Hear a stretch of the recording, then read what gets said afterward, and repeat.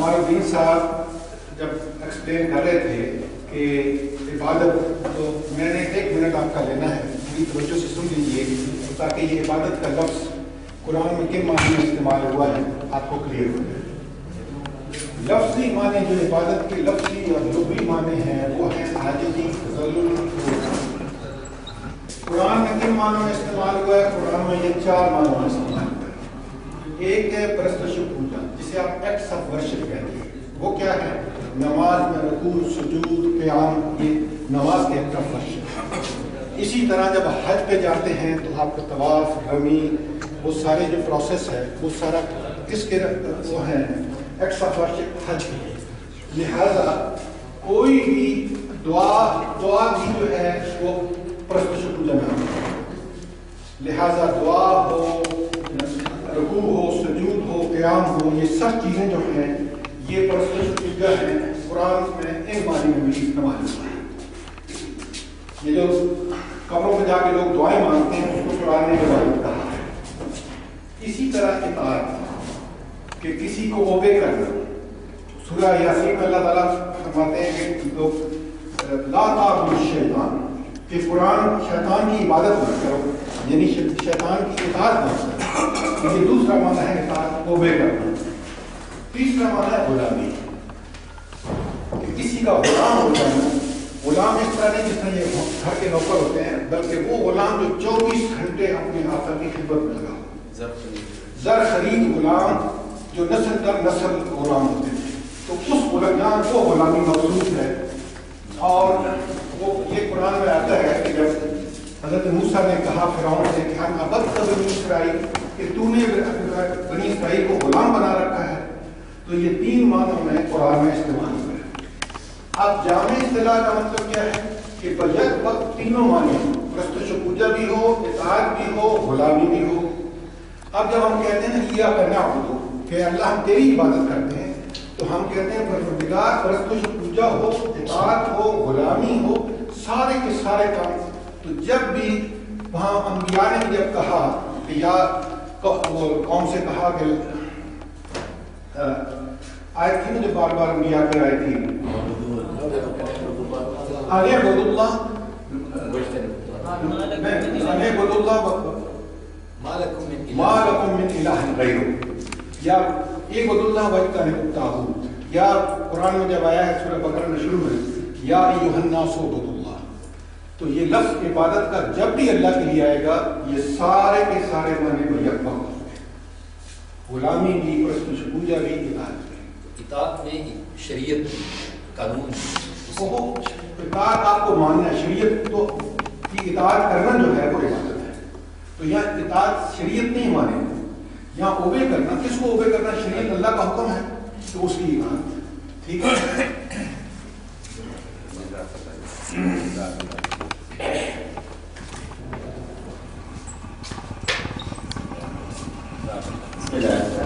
جی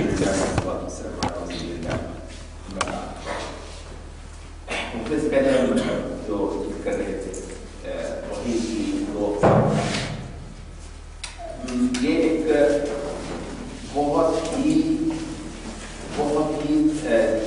گہرا اور اہم مبحث ہے توحید کی جامعیت کا، پوری توحید۔ مسئلہ یہ ہے، آگے جو ہم دیکھیں گے ایک بہت لمبا ایک درس آئے گا جس کو ہم نے عنوان دیا ہوا توحید و اہل سنت، کہ اہل سنت کی توحید کیا ہے، کیونکہ توحید مان لی توحید، پتہ چلا کہ توحید کے اندر بھی شرک، حقیقت توحید کے اندر بھی شرک ہوتا ہے، وہ تو سر ایک ایکسٹریم ہے، لیکن بس اوقات یہ ہوتا ہے کہ توحید آپ نے کر دی لیکن وہ ایک جز تھا توحید کا، آپ نے کہا کہ توحید ہوتی ہے۔ تو اس چیز کو میں معذرت چاہوں گا، اس پہ تھوڑی بہت آپ کو ریپیٹیشن بھی محسوس ہو، لیکن ہر بار جو بھی بات ہوگی اگر وہ ریپیٹیشن کی ہے تو ایک اپنا سیاق ہے، ہر بار انشاءاللہ یہ بات کریں گے۔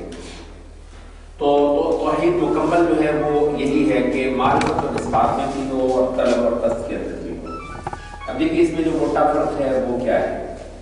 وہ یہ ہے کہ آپ نے اللہ تعالیٰ کے بارے میں کیا کچھ جان رکھا ہے، یہ توحید معرفت میں آتا ہے۔ وہ پیدا کرتا ہے، وہ پالتا ہے، وہ مارتا ہے، وہ سب کچھ دیتا ہے، اس کے قبضے اختیار میں پورا جہان ہے، یہ سارا کچھ جو ہے نا یہ اللہ تعالیٰ کے بارے میں آپ کیا تصور رکھتے ہیں؟ ٹھیک ہے، یہ تصور کی توحید ہے۔ دوسری چیز کیا ہے وہ یہ ہے کہ آپ اللہ کو پیش کیا کرتے ہیں؟ عبادت، بندگی، اطاعت، یہ آپ کو پیش کرنا ہے۔ بالعموم جھگڑا کہاں پہ ہوا ہے انبیاء کے ساتھ قوموں کا؟ اس پہ نہیں ہوا ہے کہ جی انہوں نے کہا کہ اللہ تعالیٰ کے علاوہ کوئی اور زمین اور آسمان کا خالق ہے، تو انبیاء نے کہا کہ نہیں، اس پر جھگڑا ہوا۔ کسی نے بھی ایسی بات نہیں اٹھائی کہ اللہ کے علاوہ کوئی اور پیدا کرتا ہے، کوئی اور مارتا ہے، کوئی اور چلاتا ہے، کوئی اور زمین اور آسمان کو چلاتا ہے، اس پر جھگڑا نہیں ہوا ہے، جس کو توحید الوہیت کہا جاتا ہے۔ جھگڑا کس چیز پہ ہوا ہے؟ توحید عبادت، توحید الوہیت جس کو کہتے ہیں، اس پہ ہوا ہے کہ زمین پر پوجا کون کرے گا، زمین پر چلے گی کس کی، زمین پر غلامی کس کی ہوگی، زمین پر اطاعت کس کی ہوگی، زمین پر قانون کس کا چلے گا، زمین پر سجدے کس کو ہوں گے، زمین کے پہ لوگ ذلت کس کے آگے اختیار کریں گے، اللہ کے آگے یا غیر اللہ کے آگے، جے کس کی پکاری جائے گی، بڑائیاں تکبیریں کس کی بلند ہوگی، اللہ کی یا یہاں جو چھوٹی چھوٹی ہستیاں بنی ہوتی ہیں ان کی تکبیریں ہوں گی زمین پر۔ تو جھگڑے ہمیشہ اس بات پہ ہوئے ہیں۔ اب جو ہم نے بات کی تھی وہ یہ کہ ہمارے ایک طبقے کے ہاں جو ایک تصور چلا آ رہا ہے توحید کا، حتیٰ کہ لا الہ الا اللہ کا بھی معنی بیان کرتے ہوئے بالعموم یہ کہا جاتا ہے کہ لا الہ الا اللہ کا مطلب ہے کہ سب کچھ اللہ سے ہونے کا یقین اور اس کے علاوہ کسی اور سے کچھ نہ ہونے کا یقین۔ تو ہم کہتے ہیں کہ یہ جو آپ نے بات کی ہے بلا شبہ یہ توحید ہے، مگر یہ توحید کا پہلا حصہ ہے جس پر جھگڑا ہی نہیں ہوا انبیاء کے ساتھ ان کی قوموں کا، جو کہ نزاع کا باعث ہی نہیں ہے۔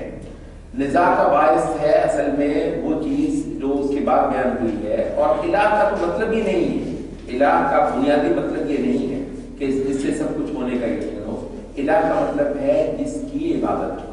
اب اردو کے ترجمے میں بھی اللہ کا شکر ہے، جہاں بھی آپ دیکھیں گے لا الہ الا اللہ جگہ جگہ قرآن مجید میں آتا ہے، حدیث میں آتا ہے، اذکار میں، دعاؤں میں آتا ہے، تو جتنے بھی ترجمے ہوئے ہیں تو جگہ جگہ آپ یہ دیکھیں گے اللہ کی عبادت کی کیا ہے۔ تو مراد یہی ہے کہ اللہ کے سوا کسی کو پوجا نہیں جائے گا، کسی کے آگے سجدے نہیں ہوں گے، کسی کے در کا طواف نہیں ہوگا، کسی کے آگے ماتھے نہیں ٹیکے جائیں گے، کسی کو سے استغاثہ اور فریاد نہیں ہوگی۔ ہاں البتہ اس کو کہتے ہیں نہیں، کچھ اور ہستیاں ہیں جن کو ہم پکاریں گے، کچھ اور ہستیاں ہیں جن کی ہم اطاعت کریں گے، کوئی اور ہستیاں ہیں جن کا قانون چلے گا، یہ نہیں ہے کہ اللہ ہی کا قانون چلے گا۔ جھگڑا پھر یہاں سے لا الہ الا اللہ کا مطلب یہ ہے کہ انسانی افعال کے معاملے میں لا الہ الا اللہ کا تعلق بنیادی طور پر انسانی افعال کے ساتھ ہے، خدائی افعال کے ساتھ نہیں ہے۔ خدائی افعال پیدا کرنا، پالنا، جلانا، رزق دینا، یہ خدائی افعال ہے۔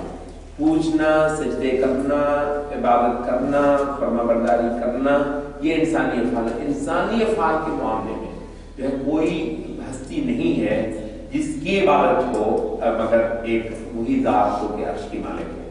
تو یہ جو توحید ہے مکمل دراصل یہاں پر ہوتی ہے۔ تو توحید الوہیت جو ہے یہ دوسری صنف میں آتی ہے، اور توحید اصل میں مکمل یہاں پر ہوتی ہے۔ جو پہلی صنف ہے وہ ذکر ہوئی ہے معرفت میں، اس کو ربوبیت کہا جاتا ہے، یہ بنیادی طور پر ایک مقدمہ ہے اصل توحید پر آنے کا۔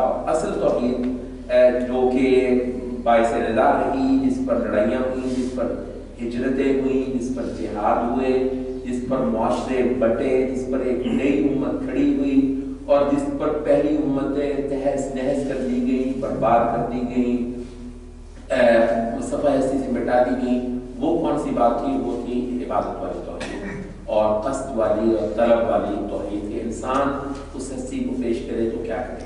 تو یہ جو چیز ہے یہ تھوڑا سا کلیئر ہو جائے تو اب آئندہ مباحث ہمارے لیے انشاءاللہ واضح ہو جائے گا۔ یہ اب چل رہا ہے مقدمہ کتاب التوحید کا، جس کے مؤلف ہیں محمد بن عبد الوهاب رحمہ اللہ۔ قال اللہ تعالی وما خلقت الجن والانس الا ليعبدون، میں نے نہیں پیدا کیا جنوں کو اور انسانوں کو مگر اس لیے کہ وہ میری عبادت کریں۔ یہاں پر جو بھی ایک نفی اور ایک اثبات ہے، جیسے لا الہ الا اللہ کہتے کوئی غرض اور غایت ہی نہیں ہے. یہاں پر ایک تو ذرا تھوڑی سی ویسے تصحیح ہو جائے، وہ حدیث کا کوئی سر پیر نہیں ہے جو لوگوں کے ذہن لوگوں کی زبانوں پر ہے لولا لما خلقت الافلاک، کہ اے نبی تو نہ ہوتا تو میں نے افلاک کو پیدا نہ کرتا. نبی صلی اللہ علیہ وسلم کی شان تو خیر جو ہے مومن کے دل میں وہ تو ایک دہشت عام ہے، مگر نبی صلی اللہ علیہ وسلم کی شان میں ہم وہی بات کرتے ہیں جو خود آپ ہی بتا رہے ہیں اپنے اس وحی کے ذخیرے کے ذریعے سے. نہ ہم اس میں بڑھاتے ہیں نہ اس میں گھٹاتے ہیں، تو یہ ہمارا عقیدہ ہے. تو وہ تو کوئی وہ نہیں ہے. یہ تخلیق کیوں ہوئی ہے؟ اللہ تعالیٰ نے کہا ہے کہ جو باقی چیزیں جو بھی ہیں وَالَّذِي خَلَقَ لَكُم مَّا فِي الْأَرْضِ جَمِيعًا، اس نے جو کچھ آسمانوں میں ہے وہ تمہارے لیے پیدا کیا ہے، اور تمہیں کس لیے پیدا کیا ہے وہ یہاں اس آیت میں آ گیا وَمَا خَلَقْتُ الْجِنَّ وَالْإِنسَ إِلَّا لِيَعْبُدُونِ. باقی سب کچھ تمہارے لیے اور تم میرے لیے، تم میری عبادت کے لیے. تو یہاں پر یہ ہے میری ہی عبادت کرنا. تو یہ جو عبادت ہے توحید عبادت، آپ کو پتہ ہے اسی پہ محمد بن وہاب کہتے ہیں کہ یہ جان لو کہ اس طرح نماز آپ پوری پڑھیں، نماز ہی نہیں کہلاتی جب تک آپ نے طہارت نہ کر رکھی ہوئی ہو. اسی طریقے سے عبادت ہی نہیں کہلاتی جب تک تم نے توحید نہ اختیار کر رکھی ہوئی. تو جو حکم نماز کا بغیر وضو کے اور بغیر طہارت کے، وہ حکم عبادت کا بغیر توحید کے. تو اس وجہ سے عبداللہ ابن عباس رضی اللہ عنہ کی بھی جو مشہور آتی ہے، وہ کہتے ہیں کہ قرآن مجید میں جہاں جہاں بھی اللہ کی عبادت کا ذکر ہے وہاں خود یہ مراد ہوتی ہے کہ صرف میری ہی عبادت، یعنی یہ صرف ہے نا، یہ انڈرسٹوڈ ہے. قرآن میں جہاں اللہ کی عبادت کا حکم ہے وہاں صرف جو ہے وہ انڈرسٹوڈ ہے، کیونکہ اللہ کے علاوہ اگر کوئی اوروں کی ہے تو اللہ تعالیٰ نے اس عبادت کی نفی کر دی گئی. آپ کو پتہ ہے کہ کفار میں یہ نہیں کہتے کہ اللہ تعالیٰ کی عبادت ہم نہیں کریں گے، اللہ تعالیٰ کی عبادت کے قائل نہیں تھے. تو لیکن قرآن مجید نے صاف طور پہ ان کی عبادت کو رد کر دیا، کیونکہ عبادت کلیہ تمہاری عبادت ہے ہی نہیں، جس کو میں پوجتا ہوں، جس کی میں عبادت کرتا ہوں، تم اس کو نہیں پوجتے، تم اس کی عبادت نہیں کرتے. تو اللہ تعالیٰ کی اگر خالص عبادت نہیں ہے تو اللہ کی عبادت نہیں ہے. قال علی بن طالب رضی اللہ عنہ فی الآیات الا لآمرهم ان یعبدونی وادعوهم الى عبادتی، کہ میں نے جنوں اور انسانوں کو کسی مقصد کے لیے پیدا نہیں کیا مگر یہ کہ میں ان کو حکم دوں کہ مجھے میری عبادت کریں اور ان کو میں اپنی عبادت کی طرف دعوت دوں. مقصد صرف یہ تھا اس مخلوق کو وجود دینے کا. وقال مجاہد الا لآمرهم وانہا، کہ کوئی ایسی مخلوق ہو جس کو میں حکم بھی دوں اور روکوں بھی، یہ ایک ایسی مخلوق ہے. تو عبادت یہی ہے. یہاں پر جو مجاہد کرتے ہیں وہ بنیادی طور پر یہ ہے امر اور نہی کی پابندی، جس کو پھر آپ شریعت کی پابندی بھی کہتے ہیں. تو شریعت کی پابندی اطاعت ہی کے اندر آ جاتی ہے. اچھا، تیسری جو ہے وہ قال ويدل على ذلك قول الله تعالى أيحسب الناس أن يترك سدى، کہ کیا لوگوں نے، کیا انسان نے یہ سوچ لیا ہے کہ وہ ایسے ہی چھوڑ دیا جائے گا.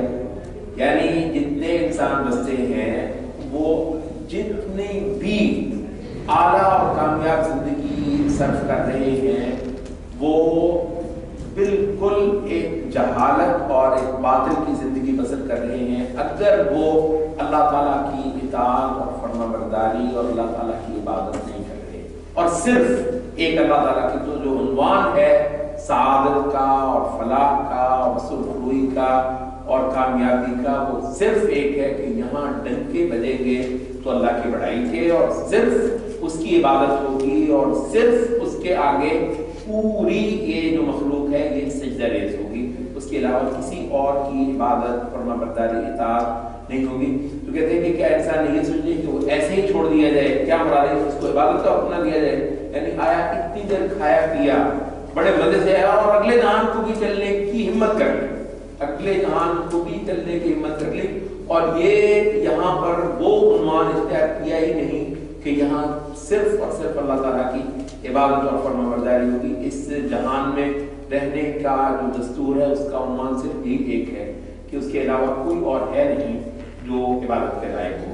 تو یہ جو اس کے بغیر جو بے مقصدیت ہے وہ خواب آپ کسی بھی طریقے سے کوئی کر لیں، اس کو بہت ہی انٹلیکچوئل بھی بن گئے، بہت ہی زبردست قسم کی آپ تہذیبی اور ثقافتی یہاں پر اچیومنٹس بھی کر لیں، وہ صدا، قرآن میں اس کو کہتے ہیں صدا۔ صدا کا مطلب ہوتا ہے بے سود، بیکار، بے مقصد اور خالی۔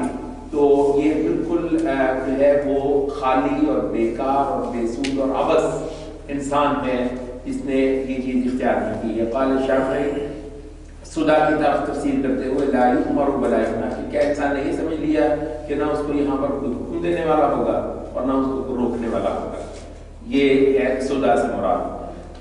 تو عبادت جو ہے وہ اللہ تعالیٰ کی وہ حیثیت طے کرواتی ہے کہ وہ حکم دے تو وہ مانا جائے، وہ روک دے تو رک جایا جائے، اور سمعنا و اطعنا یہ ہے انسانی مخلوق سے جو اللہ تعالیٰ کو مطلوب ہے۔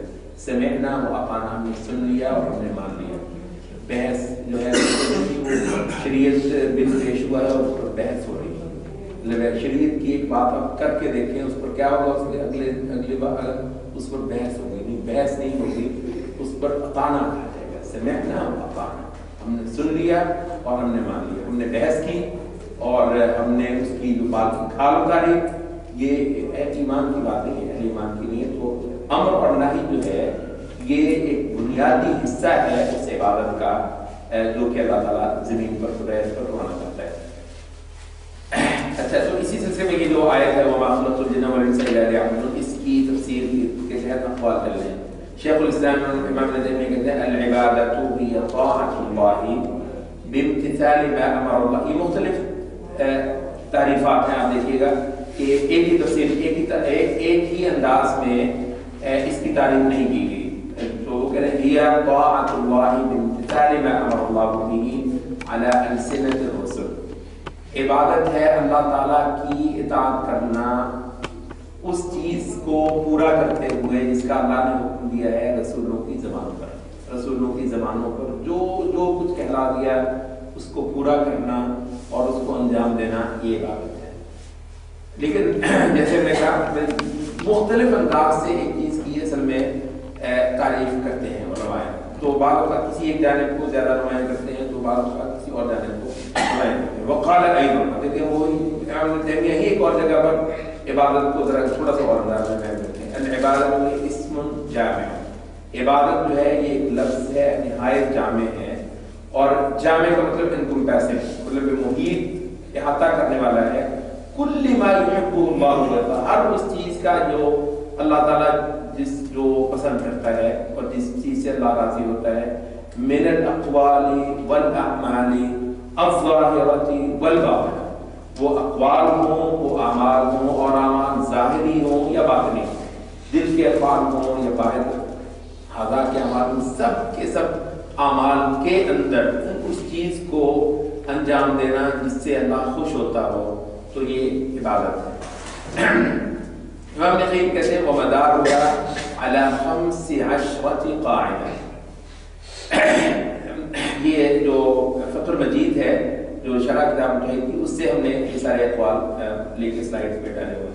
تو امام نقیم کہتے ہیں کہ اس کا جو مدار ہے، یعنی جو عبادت جو گھومتی ہے، مدار کا مطلب جس چیز پر گھومتی ہے یہ عبادت کا تصور ہے، یہ 15 قاعدوں پر مشتمل ہے۔ مدارها على 15 قاعدہ، من کملها کمل مراتب العبودیہ، اس نے ان کو مکمل کر لیا، اس نے عبودیت کے مراتب مکمل کر لی۔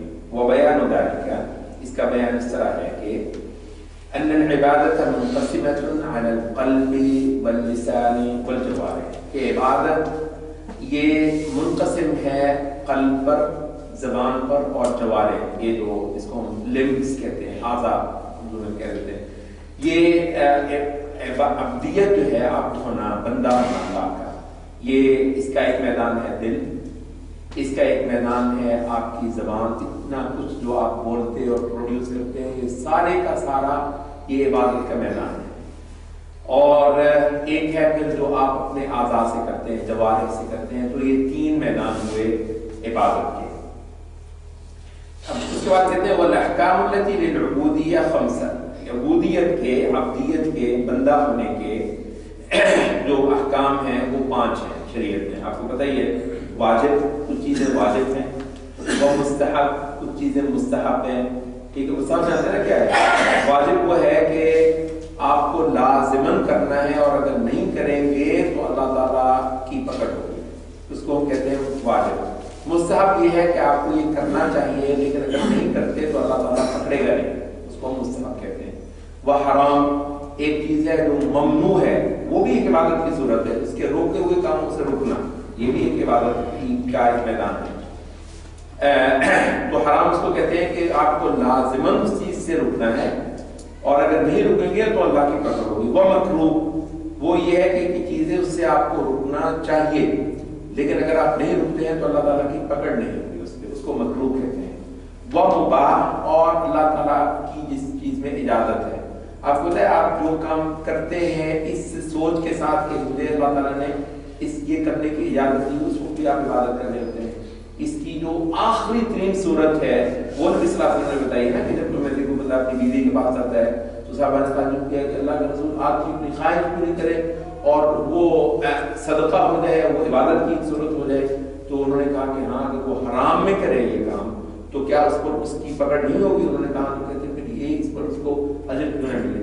تو یہ آخری ترین صورت ہو سکتی ہے، یعنی مباحات کو اختیار کرنا اس وجہ سے کہ میرے مالک نے مجھے چھوڑ رکھا ہوا ہے، یہ بات. تو امام نے کہتے ہیں کہ یہ 5 ہوئے احکام کی اقسام. تو اب یہ 5 کو 3 سے ضرب دے دیں، قلب، لسان اور جوارح 3 میدان ہیں اور ان تینوں میدانوں کے جو ہیں اعمال کچھ واجبات ہوں گے، کچھ مستحبات ہوں گے، کچھ حرام ہوں گے، کچھ مکروہات ہوں گے، کچھ مباح ہوں گے. تو یہ 5 ضرب 3 ہو گئے 15. تو کہتے ہیں یہ 15 میدان ہیں آپ کے لیے، یہ 15 یہ قاعدے بنیادیں ہیں جن کے اندر رہتے ہوئے آپ نے اپنے مالک کی عبادت کرنی ہے اور اپنے مالک کو کا جو سونپا ہوا ہے جو خریدا ہے اس کی خاطر اس نے یہ مخلوق کھڑی کی ہے، پیدا کی ہے، وہ پورا ہوتا ہے. تو یہ تصور پورا عبادت کا ختم ہو جاتا ہے. امام نے یہ کہتے ہیں وقال القرطبی اصل العبادت التذلل والخضوع، کہ عبادت کا جو اصل ہے نا، جو اصل اس کا جو ایسنس جسے کہتے ہیں وہ ہے تذلل اور خضوع. کسی کے آگے نہایت نیچا ہو جانا، پست ہو جانا اور اس کے آگے ناچیز ہو جانا، اپنا آپ اس کے آگے بالکل گم کر دینا اور اپنے ہر ملکہ سے، اپنے ہر اختیار سے بالکل دستبردار ہو جانا، اس کے سپرد ہو جانا. تو یہ ہے تذلل اور خضوع. خضوع کا مطلب بھی یہ ہوتا ہے کہ کسی کے آگے نیچا ہو جانا. کہتے ہیں وسمیت وظائف الشرع علی المکلفین عبادات، کہ شریعت کے جو سونپے ہوئے جو احکام ہیں، وظائف کا مطلب فرائض، وظیفہ فنکشن کو کہتے ہیں عربی میں. وظیفہ کا مطلب ایگزیکٹلی فنکشن ہوتا ہے کہ شریعت کے جو بھی سونپے ہوئے احکام یا فنکشنز جو وظائف ہیں مکلفین کو، مکلفین سے مراد یہی جو لوگ شریعت کے پابند ہیں، وہ یہ کو نام دیا گیا ہے عبادات کا، لأنهم يلتزمونها ويفعلونها خاضعين متذللين لله تعالی، کیونکہ یہ ان کی پابندی کرتے ہیں اللہ تعالیٰ کے آگے خضوع اور ذلت اور خشیت اختیار کرتے ہوئے. تو یہ تمام کے تمام افعال عبادت بن جاتے ہیں، اس کے بغیر عبادت نہیں بنے گی. یہ سب کے سب جو اطاعت کے عبادت کے اعمال ہیں، اللہ کے آگے ذلت اور خشوع اختیار کرنے کی ایک صورت کے طور پر جب آپ ان کو انجام دیتے ہیں تو تب یہ عبادات بنتی ہیں. ابن کثیر اسی آیت کے تحت جو بیان فرماتے ہیں وہ یہ ہے کہ وَعِبَادَتُهُ هِيَ طَاعَتُهُ بِفِعْلِ الْمَأْمُورِ وَتَرْكِ الْمَحْظُورِ، کہ اس کی عبادت ہوگی اس کے معمور، اس کے حکم دی ہوئی چیز کو انجام دینے سے، اور محظور کہتے ہیں حظر کا مطلب ہوتا ہے روکنا، منع کرنا. تو اس کے جو روکے ہوئے چیزیں ہیں ان سے رک جانا. وَذَلِكَ هُوَ حَقِيقَةُ دِينِ الْإِسْلام، دین اسلام کی اصل حقیقت یہی ہے. لأن معنى الاسلام الاستسلام للہ تعالی، کیونکہ اسلام کا مطلب ہے استسلام، خود سپردگی اور اپنا سب کچھ اپنی مرضی اللہ تعالیٰ کو دینا، اپنی مرضی اس کے سپرد کر دینا، جو اس کی مرضی وہ، نہ کہ وہ جو میری مرضی. المتضمن غایت الانقیاد والذل والخضوع، جس کے اندر غایت یعنی آخری درجے کا انقیاد آتا ہے. اب یہاں پر لفظ انقیاد جو ہے یہ بھی عبادت کی ایک کیفیت کو بتانے میں نہایت مددگار ہے. اور میرے خیال میں اس کی تھوڑی سی وضاحت کر دیجیے. کیا پتہ ہے قاد یقود عربی میں مطلب اس سے قائد بھی ہے, عربی میں گائیڈ, یہ قائد سے ہی لیا گیا ہے. انگریزی کا لفظ ہے یہ عربی سے ہی لیا گیا ہے. تو قاد یقود کا مطلب ہوتا ہے کسی کو کھینچنا آگے کی طرف سے. اب یہ کہتا ہے ساق یسوقو, یہ ہوتا ہے پیچھے سے کسی کو چلانا, پیچھے سے چلانا جس کو ہانکنا بھی کہتے ہیں. وسیق الذین کفروا الی جہنم زمرا, تو پیچھے سے کسی کو چلانا اس کو کہتے ہیں سائق. ساق یسوقو سائق, آج کل ڈرائیور کے لیے یہ لفظ استعمال ہوتا ہے عربی میں. تو قاد یقودو کا مطلب ہوتا ہے آگے سے کسی کو چلانا, آگے سے پکڑ کر کھینچنا یا چلانا. تو یہ ہے جو مجرد کا صیغہ ہے, ثلاثی مجرد. اب اس میں جو لفظ آ جاتا ہے جو باب آ جاتا ہے انفعال کا, تو وہ ہے انقاد ینقاد. اس میں جو ہوتا ہے وہ ایک بے ساختگی کا معنی آ جاتا ہے عربی میں, اور مفعول ہو جانے کا معنی آ جاتا ہے. اب اس کی چند ایک مثالیں میں آپ کو دے دیتا ہوں. اب اصل میں ہوتا ہے کہ کسر یکسر, توڑنا. ان کسر ینکسر, ٹوٹ جانا, مطلب ہے کسی کے توڑے سے ٹوٹ جانا. ان کسر ینکسر. تو فعل یفعل کا مطلب ہوتا ہے کرنا. انفعل ينفعل کا مطلب ہے ہو جانا, کسی سے کرنے سے ہو جانا. تو انفعال اسی وجہ سے کہتے ہیں. انفعال ایک ایسی حالت کا نام ہے جو بندے میں آپ سے آپ ہو جائے, بے بسی سے ہو جائے. اب اسی طریقے سے قاد یقودو کسی کو چلانا, اور انقاد ینقاد کا مطلب ہوتا ہے کسی کے چلائے سے چل پڑنا. اب اصل میں یہ انقیاد جو ہے یہ عام طور پر اونٹنی کے لیے استعمال کرتے ہیں کہ اونٹنی کے ناک میں جو وہ ڈالتے ہیں نکیل جس کو کہتے ہیں, وہ لوہے کا ایک کڑا سا ہوتا ہے, وہ اونٹنی کا. اب جانور ایک بہت طاقتور چیز ہے لیکن اس کا ناک بہت ہی نازک ہوتا ہے. اب اس کو تھوڑی سی بھی کھینچ پڑے تو وہ کھینچا جاتا ہے. بہت بڑا جانور بھی ناک سے کھینچا جاتا ہے. تو وہ کہتے ہیں جب کسی اونٹنی کے ناک میں وہ نکیل پڑی ہو تو اس کو جب بندہ کھینچتا ہے, ادھر کو کھینچے بغیر کوئی بھی تاخیر کیے اور بغیر کوئی بھی سوچے اور اپنا فیصلہ کیے, اس کے فیصلے پر اختلاف سے کہ ناک کی کھینچ سے پیچھے چل جائیں, اس کے لیے عربی میں لفظ ہے انقیاد. تو کسی کے مطلب نکیل تھما دینا, نکیل ہی کسی کے ہاتھ میں دے دینا, تو یہ ہے انقیاد. تو یہ کمال کا ایک لفظ ہے جو عربی میں عموماً عبادت اور اسلام کے معنی کو, اسلام کے معنی کے لیے انقیاد کا لفظ استعمال کیا جاتا ہے. لا الہ الا اللہ کی جو شروط ہے اس کے اندر بھی جو چھٹی سی شرط بتائی جاتی ہے وہ یہ ہے انقیاد, کہ اپنی نکیل اپنی مہار سونپ دینا اپنے مالک کو, کہ بھائی اب میری رائے نہیں ہے, میری مرضی نہیں ہے, بلکہ تیری مرضی ہے. تو کہتے ہیں کہ اسلام جو ہے نا یہ ہے ہی دراصل اس اسلام اپنے آپ کو سونپ دینا, خود سپردگی اور انقیاد اور ذل یعنی ذلت اور خضوع کو اختیار کر لینا. تو یہ عام طور پر آپ دیکھیں گے, بلکہ شیخ صفر نے کہا بھی ہے کہ یہ جو تعریفات کا جو رواج آیا ہے یہ بالعموم بعد کی ضرورتوں کے لیے ہے. سلف عام طور پر تعریف کرتے نہیں, یہ ڈیفینیشنز کا جو رواج ہے. آپ کو دیکھیں صحابہ کے آپ کو بہت زیادہ ڈیفینیشن ملیں گی, ایک چیز کو آپ محسوس کر لیتے ہیں, اس کے مختلف جوانب بیان کر دیے جائیں گے اور وہ پوری تصویر خود بخود آپ کے ذہن میں بن جاتی ہے. یہ بات کی کچھ ضرورتوں کے تحت ڈیفینیشن آ گئی, اور لیکن پھر بھی کہتے ہیں کہ بہت زیادہ زور ڈیفینیشن سے نہیں ہونا چاہیے. چیزوں کو ان کی بے ساختہ حقائق کو لینے کا جو ایک موٹا سا رواج تھا, جو کہ ایک بدوی انداز تھا, اس چیز کو سلف کے نام بہت زیادہ چلایا گیا ہے. ان کو ان کی سادگی کے لیے برقرار رکھنا. اس وجہ سے آپ دیکھیں گے کہ مختلف جو موٹی موٹی چیزیں بھی ہیں نا, سلف جب ان کی تعریف کرتے ہیں, تھوڑا سا ڈسکرائب کرتے ہیں تو اس کے کئی ایک جوانب بیان کرتے ہیں. کوئی ایک جانب کو زیادہ بیان کر دیتا ہے, کوئی دوسری جانب کو زیادہ بیان کر دیتا ہے.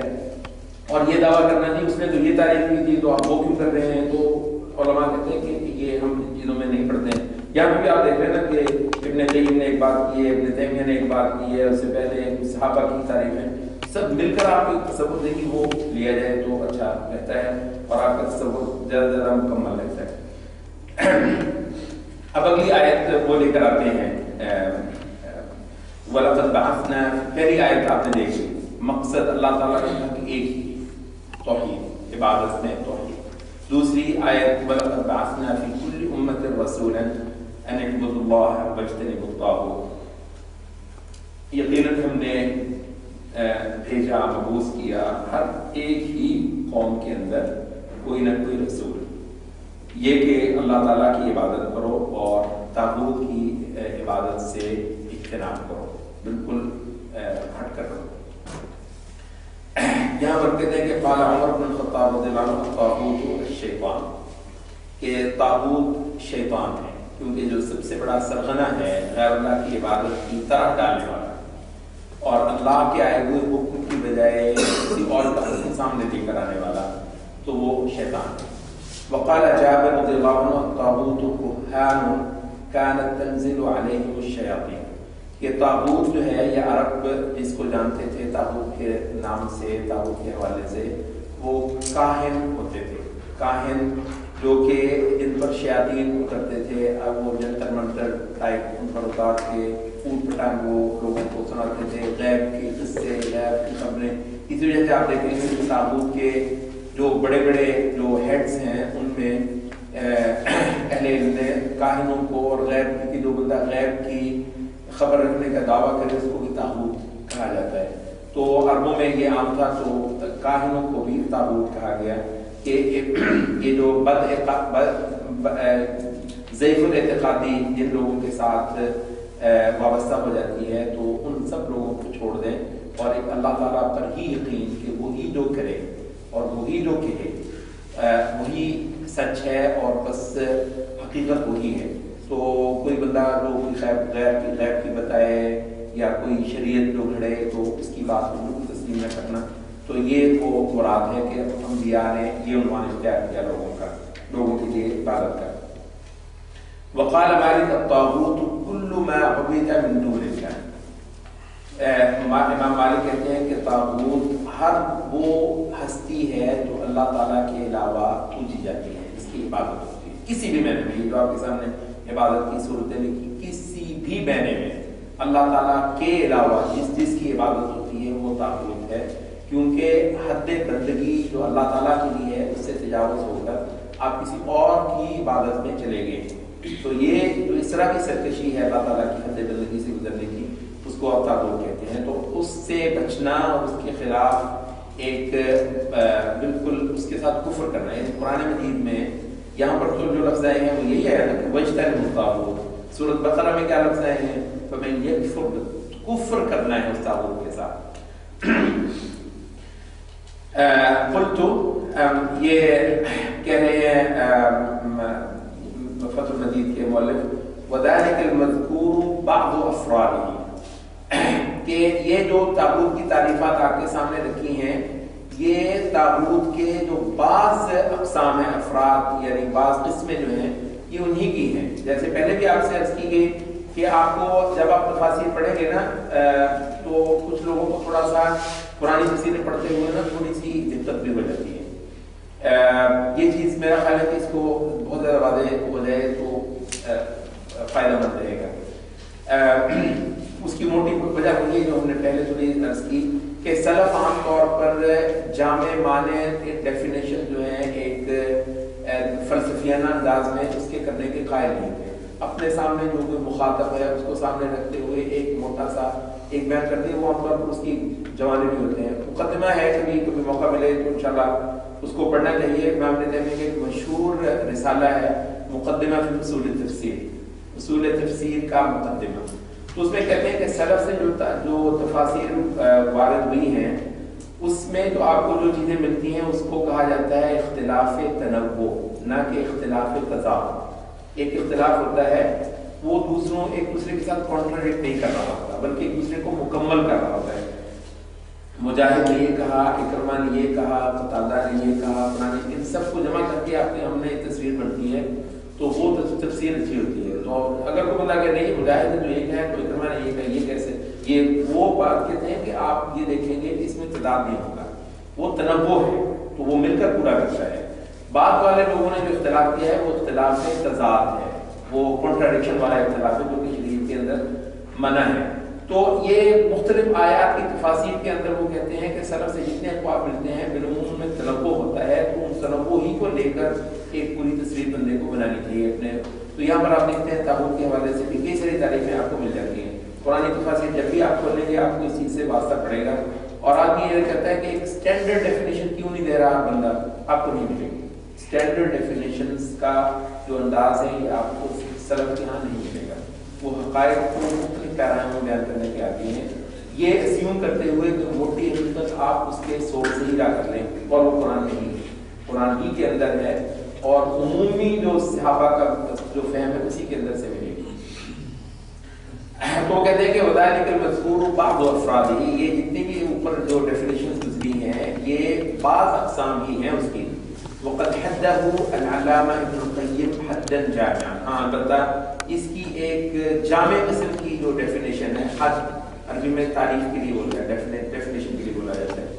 تو ایک جامع تعریف البتہ امام ابن القیم نے ضرور کی ہے تابوت کی، اور وہ یہ ہے فقال الطاغوت ما تجاوز به العبد حده. تابوت ہر وہ چیز ہے جس کے ذریعے سے عبد جو ہے بندہ اللہ تعالیٰ کی عبادت کے حوالے سے اپنی حد کراس کر جائے، اور یعنی غیر اللہ کی عبادت میں چلا جائے، اللہ تعالیٰ کی عبادت سے نکل کر غیر اللہ کی عبادت میں چلے جائے. تو ایسی ہر ہستی جس کی عبادت میں چلا جائے آدمی یہ حد کراس کرتے ہوئے، وہ تابوت کہلائے گا. من معبود، چاہے وہ معبود ہو، وہ رائے میں نے وہ آپ کی پہلی صرف لکھی ہے، او متبوع، یا جس کی تابعداری کی جائے، او مطاع، یا جس کی اطاعت ہو اور اس کا قانون تسلیم ہو. اس کی اطاعت، اس کا حکم مانا جائے، اس کا قانون، اس کا کہا ہوا قانون ہو، اور اس کا کہا ہوا حرف آخر. اگر وہ اللہ کے سوا کوئی بھی ہے تو وہ سارے وہ تابوت میں آتے ہیں. فطاغوت، یہ امام نے قیم کی بات چل رہی ہے، کہتے ہیں فطاغوت کل قوم، ہر قوم کا تابوت وہ ہوگا من یتحاکمون الیہ، جس کے پاس وہ اپنے فیصلے لے کر جاتے ہیں. تحاکم ہے کسی سے فیصلے کروانا اور کسی کی بات کو حرف آخر تسلیم کر لینا کہ بھی اس کے بعد اب کسی کی بات نہیں ہے، اس سے اوپر کوئی اپیل نہیں ہے، اس سے اوپر کوئی اپیل نہیں ہو سکتی. تو کہتے ہیں کہ فطاغوت کل قوم من یتحاکمون الی اللہ غیر اللہ ورسولہ، اللہ اور رسول کے ما سوا جس کے پاس بھی لوگ فیصلے لے کر جاتے ہیں اس قوم کا تابوت ہوتا ہے. او یعبدونہ، یا جس کی عبادت کریں، یہ جو پوجا اور پرستش والے جو افعال ہیں جس کے آگے وہ بجا رہے ہیں، مثلا اس کو سجدے ہوں، اس کے در کا طواف ہوتا ہو، نیازیں اور چڑھاوے اس پر چڑھ رہے ہوں، اور اس کے آگے جو ہے وہ ذبیحے پیش کیے جا رہے ہوں، اس سے دعائیں التجائیں فریادیں اس سے پوری کروائی جا رہی ہوں، تو وہ او یعبدونہ من دون اللہ او یتبعونہ علی غیر بصیرۃ من اللہ، یا پھر وہ اس کی اتباع کر رہے ہوں اللہ تعالیٰ کی طرف سے آئی ہوئی بصیرت کے بغیر. او یطیعونہ فیما لا یعلمون انہ طاعۃ اللہ، یا اس کی وہ عبادت کر رہے ہوں جس میں وہ جانتے ہوں کہ اللہ کی اطاعت نہیں ہے. یہ جو آخری چیز ہے اس پر تھوڑی سی وضاحت کر دینا ضروری ہے، کیونکہ ہمارے پاس لوگ بالکل اس کا مفہوم جو ہے کہیں سے کہیں لے جاتے ہوئے علماء کے ذریعے سے دین سمجھنے کو بھی شرک قرار دے رہے ہیں، علماء سے دین کا فہم لینے کو بھی شرک. تو یہاں پر ہم نے قیم نے بہت واضح کہا ہے کہ وہ جانتے ہیں کہ اللہ کی اطاعت نہیں ہے، تو وہاں پر اس کی اطاعت کرنا. اب مثلا یہ ہے کہ ایک آدمی بتا رہا ہے کہ یہ شریعت کا مسئلہ یہ ہے، شریعت کا مسئلہ یہ ہے. اب بشرطے کہ وہ عالم ہو، جاہل نہیں ہو، عالم ہے، اللہ تعالیٰ آپ کو اندازہ ہے کہ اللہ تعالیٰ کا تقویٰ بھی رکھتا ہے، اس کو پتہ بھی ہے کہ علم کی شان کیا ہوتی ہے، اور اللہ اور اس کے رسول پر جھوٹ کر دینا کیسی بری ہے، یعنی آپ کا جو بھی کوئی اچھا تصور ہو سکتا ہے کسی عالم کے اندر وہ قائم ہے. اور آپ ایک ایسے عالم کے پاس جاتے ہیں اور اس سے کہتے ہیں کہ مجھے شریعت کا مسئلہ بتاؤ، فلاں چیز حلال ہے یا حرام ہے، تو اس نے بتا دیا آپ کو، آپ اس کو تسلیم کر دیا. اس میں کوئی حرج کی بات نہیں، یہ بالکل غلط نہیں. اچھا دوسرا ہے کہ وہ کہتا ہے کہ اللہ کا حکم تو یہ ہے، البتہ میرا حکم یہ ہے، میرا قانون یہ ہے. یہاں پہ آپ نے کہا کہ میں تیری مانتا ہوں، یہ شرک، یہاں پر وہ تابوت ہے. یہاں تک ہو گیا ہے کہ بعض ہمارے کم علمی کی وجہ سے وہ جو ائمہ ہیں جن کی تقلید ہوتی ہے اور جن سے دین کا فہم لیا جاتا ہے ان تک وہ ताबूत तक समझते हैं, या ताबूत से मिलता जुलता उनको स्टेटस देकर रखते हैं। ये बिल्कुल कोई कह रहे हैं कि वो चीज़ इसमें क्लियर है कि ये अल्लाह की इताअत नहीं है, वहाँ पर वो उसकी बात को तस्लीम करते हैं। इस तरीके से अहबार और रुहबान के यहाँ चलता रहा है। आपको बताया ये अहबार और रुहबान जो यहूद और नसारा के थे, तो इनको वाज़ेह अंदाज में उन्होंने यह हक दे दिया था कि ये हलाल और हराम कर सकते हैं।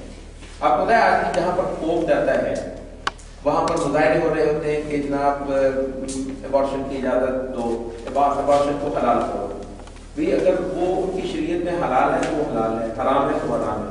ये क्या मतलब हुआ कि पोप्स के आगे मुजाहरे हो रहे हैं कि इसको हलाल कर दो, और ये जो कॉन्ट्रासेप्शन है, माने हमल जो भी चीज़ें हैं इनको भी हलाल कर दो, और कुछ और चीज़ें हैं इनको भी हलाल कर दो।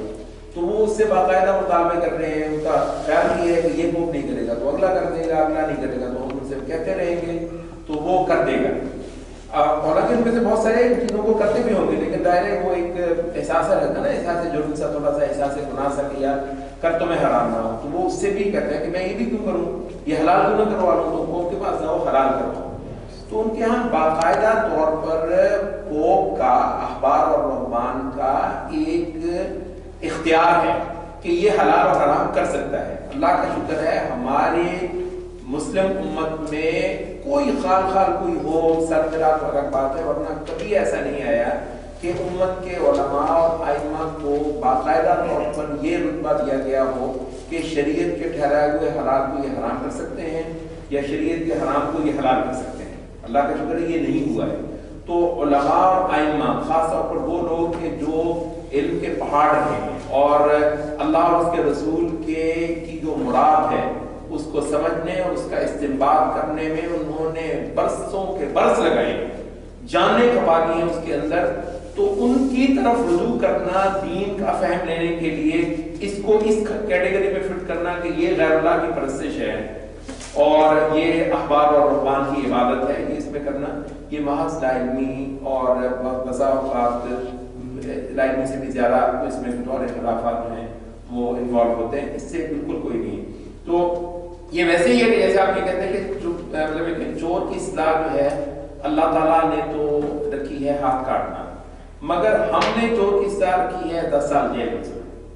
तो ये है वो अल्लाह ने किया है, आपने पता है कि ये अल्लाह की इताअत नहीं है, तो कहते हैं मसलन जेल है चोर की इताअत। ज़ानी की इस्लाह क्या है, अल्लाह ताला ने जो कहा है कि फिल्लू में जल्दा उनको 100 कोड़े मारो, तो हमने ये कहा है कि उनको इतने साल जो है वो हम जेल की इस्लाह देंगे। इसमें है इसकी तस्लीम करना, इसको खुदा बनाना है, इसके अंदर इस इंसान की बात को तस्लीम करना, उसकी इताअत करना, ये ताबूत है, ये खुदा है। अगरचे इसका लक़ब दुनिया के अंदर खुदा ना हो, ये अपने आप को अवामी नुमाइंदा कहता हो, ये कुछ कहता हो, इसका जो शरई लक़ब है वो ताबूत है। ये अल्लाह ताला के माँ सिवा खुदाई कर रहा है, बंदों पर अपना हुक्म जारी कर रहा है। ये जो हदूद की सज़ाएँ हैं इसके बारे में कानूनी नुक्ता नज़र ये है कि जहाँ पर स्टैंडर्ड ऑफ प्रूफ जो है वो है, उसके लिए कह लें कसौटी कह लें कि अगर तो वो रिक्विजिट शरई हिसाब से प्रूफ हो गया है उस ऑफेंस का, तो फिर तो हद नाफिज करेंगे। अदरवाइज ऑफेंस नज़र आ रहा है लेकिन वो उसमें वो प्रूफ चूँकि नहीं है उस अंदाज का, तो इसलिए ताज़ीर में उनको सज़ा दी जाती है। ताज़ीर भी शरीयत ने ताज़ीर का दिया है कि जहाँ पर एक जुर्म जो है वो उस स्टैंडर्ड को उसका सबूत ना हो, क्योंकि हद में तो छोटी मोटी भी कोई शुबा आ जाए तो शरीयत का तकाज़ा है कि उसको हटा दिया जाए, हद से ज़्यादा इज्तनाब किया जाए, ख़ास हालात में हद को जो है वो कायम किया जाए, तो फिर वो सही है। ये बात सही है, मतलब है कि इसमें तो कोई नहीं है, लेकिन ये है कि इस वक्त जो हमारा जो है कानून ही बनाना, कानून ही को ये बना देता है कि हद की बजाय ये होगा, या ये है कि आपको ये विचार दे देता है कि आप हद हुदूद की करना चाह रहे हैं, दूसरा करना चाह रहे हैं। मसलन अगर मतलब आपको ये दिया जाए, चॉइस दिया जाए, चॉइस क्या है इस्लाम में, ऐसा कोई चॉइस नहीं कह सकते। ये हमारे में तो अपने जो इस वक्त हमारा फौजदारी कानून है उसमें डेथ जो है पनिशमेंट बाय वे ऑफ क़िसास भी है और डेथ बाय वे ऑफ ताज़ीर है। ڈیتھ قصاص کی شکل میں وہاں ہوگی جہاں وہ اسٹینڈرڈ آف پروف موجود ہوگا. جہاں وہ نہیں ہوگا وہاں پر پھر تعزیر میں ان کو ڈیتھ بھی دی جا سکتی ہے, عمر قید بھی دی جا سکتی ہے, 14 سال اتنی بھی. تعزیر تو بہرحال اسلام میں سب یہ ہے کہ جہاں پہ حد باعث نہ پہنچے تو وہاں پر نبی کی تعزیر دی جا سکتی ہے. اگلی آیت شروع ہوتی ہے جو بنیادیں ہیں ہماری سب چیزیں کو جاننے کی. وَقَضَىٰ رَبُّكَ أَلَّا تَعْبُدُوا إِلَّا إِيَّاهُ وَبِالْوَالِدَيْنِ إِحْسَانًا کہ تمہارے جو تاغوت کی بڑی عمدہ بحث سامنے آئی ہے, اگر ہم اس کو سمرائز کریں تو تاغوت ہر وہ شہر, ہر وہ ادارہ, فرد, کوئی بھی آرگنائزیشن جو اللہ کے مقابلے میں اپنا پروگرام ہے اور اس کو نافذ کرنا ہے. گویا تاغوت کوئی نظریہ بھی ہو سکتا ہے, فرد بھی ہو سکتا ہے, ادارہ بھی ہو سکتا ہے, یعنی جو اللہ کے مقابلے میں اپنا پروگرام رکھتے ہیں, چاہے کہ اس کو نفس بھی ہو سکتا ہے. نفس بھی ایک, ہاں آپ نے یہ بہت ایک اچھا سوال اٹھایا ہے. نفس بھی ہوتا ہے لیکن ایک خاص سینس میں ہوتا ہے, اور یہاں پر جو ایک خلط مبصرہ پیدا کر دیا ہے کچھ قرآن پڑھانے والے سلسلوں کے اندر, وہ بہت نقصان دہ. بھائی کہ جی نفس کی پیروی کرنا جو ہے نفس کی عبادت ہے, یہ مطلب طور پر یہ بات صحیح نہیں. کیا مطلب ہے, آپ کوئی جب سے گناہ کرتے ہیں تو کیا وہ نفس کی پیروی نہیں کرتے؟ نفس کی پیروی کرنے کی بنا پر آپ گناہ کرتے ہیں نا, تو اس کا تو مطلب پھر یہ ہوا کہ ہر گناہ کی شرک کو. اب یہ مطلب کس کا ہے؟ یہ خوارج کا مطلب, یہ صرف اور صرف خوارج کا مطلب ہے. جی تاغوت اور الہ میں کیا جو الہ باطل ہے وہ تاغوت ہے, اور جو الہ حق ہے وہ اللہ رب العزت ہے. تو الہ کا اطلاق جو ہے وہ الہ حق پر بھی ہوتا ہے اور الہ باطل پر بھی ہوتا ہے, جبکہ تاغوت کا صرف الہ باطل پر ہوتا ہے. ہم اس سوال کو اللہ کی صفات کی روشنی میں فرق ڈال سکتے ہیں کہ صفات میں وہ بہت بلند و بالا ہے, سمیع ہے, حکیم ہے, عادل ہے, جبکہ تاغوت میں یہ ساری صفات الہ والی موجود ہیں کہ وہ سمیع اور علیم نہیں ہے. میں اس طریقے سے آپ کر سکتے ہیں, لیکن اگر آپ اس کو موٹا سے یہ کہیں کہ جو باطل طور پر جس کو الہ بنا دیا گیا ہے وہ تاغوت ہے, اور جو حق الہ ہے وہ ایک ہی ہے, وہ اللہ. صحیح ہے, تو ایک چیز کو مختلف ہے. اگر دوسرا جو ہے یہ زیادہ بہتر آپ کا کہنا جو ہے یہ زیادہ بہتر ہے, اس کی ڈیفینیشن جو ہے کہ الہ واحد جو ہے وہ تو حقیقتاً وہی ہے, باقی ساری چیزیں تاغوت. جی اچھا, لیکن اس سے پہلے بات ادھر ہو رہی ہے. ہاں وہ جو چیز ہے وہ جو نفس کی کہ نفس کو معبود بنانا, یہاں تک ہو گیا کہ میں نے بھی تھوڑا سا نوٹ کیا, یہاں پاکستان میں بہت سارے جو جلوس وغیرہ ہوتے ہیں قرآن مجید کے, اس میں دیتے ہوئے لوگ جگہ جگہ جہاں شرک کا ذکر آتا ہے نا کہ جہنم اور شرک, انہوں نے شرک کیا, تو اس کا وہ ایک سرسری سے انداز میں نا کہ یہ نفس کی بات ماننا ہے. ہم نفس کہاں سے ہو گئے بھائی؟ نفس کی بات ماننے کے مراتب ہیں. کچھ مراتب جو ہیں وہ نفس کی پیروی تو ہے لیکن وہ شرک نہیں ہے, ورنہ یہ ہے کہ ہم سبھی پھر ہم خوارج کے مذہب پر ہوں گے. ورنہ خوارج کا مطلب یہی تھا کہ کبیرہ گناہ کا مرتکب جو ہوتا ہے وہ مخلد فی النار ہے, ہمیشہ ہمیشہ آگ میں رہے گا اور اسلام سے خارج ہے, کافر ہے. وہ صحابہ کہتے تھے کہ گناہ تو مومن کرتا ہے, کر لیتا ہے, مومن جو ہے. اور نبی صلی اللہ علیہ وسلم کی وہ مشہور حدیث ہے ابو ذر رضی اللہ عنہ والی کہ وہ زنا و انصرف, چاہے وہ چوری کیوں نہ کر لے, چاہے وہ زنا کیوں نہ کر لے, تو وہی ہوتا ہے. اب یہ ہے کہ جہاں پر آدمی اپنے نفس کو یہ حیثیت دے دے کہ حق اور باطل وہی ہے جو میرا نفس کے ہے, وہاں پر وہ الہ ہے. افرأیت من اتخذ الہہ ہوا, یہ نہیں ہے کہ اس نے اپنے الہ اپنے نفس کی بات سن کر وہ زنا کر لیا, چوری کر لی, ڈاکو بھی کر ہو گیا ہے, اس نے سود بھی کھا لیا ہے, تو بھی وہ بندہ مسلمان ہے, فاسق ہے. اس نے اس درجے کی پیروی کی ہے اپنے نفس کی جس کی وجہ سے وہ دین سے کافر نہیں ہوا ہے, اور اس نے غیر اللہ کی عبادت نہیں کی ہے. غیر اللہ کی عبادت کرنے میں نفس کی حیثیت اسی وقت آئے گی جب وہ نفس کو اتھارٹی مانتا ہے. نفس اتھارٹی ہے, اس کا نفس بتائے گا کہ یہ چیز غلط ہے یا یہ چیز ٹھیک ہے. میں فکر نہیں سمجھتا. آپ آیت پیش کرتے ہیں اس کو کہ نبی صلی اللہ علیہ وسلم نے یہ کہتا ہے, میرا نہیں خیال یہ بندہ ہے جس نے اپنے نفس کو الہ بنایا, بلا شبہ اس کا نفس الہ. کیا مطلب؟ میں تمہیں نبی صلی اللہ علیہ وسلم کی بات بتا رہا ہوں, قرآن کی آیت پڑھ کر میرا نہیں خیال. कौन तुम्हारा ख्याल में ये है वो बात? इसमें वो दूसरी हदीस में जो है ना ये बंदा है उसने सवाल किया कि बंदा गुनाह करता है और फिर तौबा कर देता है, नबी सल्लल्लाहु अलैहि वसल्लम ने फरमाया कि अल्लाह ताला उसको माफ कर देता है, उसने ये बात रिपीट की, वो फिर गुनाह करता है।